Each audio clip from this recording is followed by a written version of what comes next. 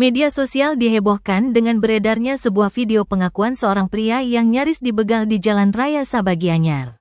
Dari unggahan akun Instagram Everything Bali Official, terlihat seorang pria yang menyatakan dirinya hampir dibegal saat hendak berangkat kerja ke Denpasar.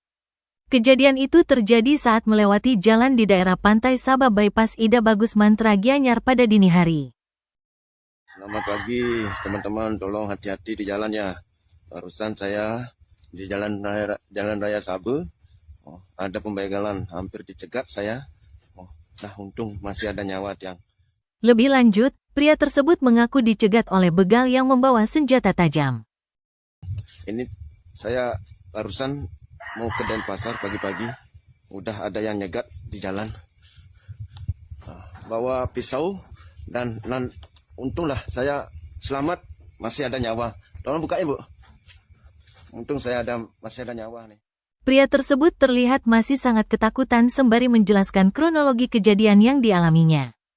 Pria tersebut menuturkan agar semua orang yang bepergian di jalan agar lebih berhati-hati karena Bali saat ini rawan terjadi kasus kriminal. Sontak video tersebut membuat warga Bali khususnya warganet menjadi sangat takut dan waspada akan kejadian seperti itu. Hal ini ramai mengundang komentar dari warganet di media sosial tentang aksi kejahatan yang baru-baru ini terjadi di Bali. Bagaimana tanggapan kalian terkait kejadian tersebut? Tulis di kolom komentar.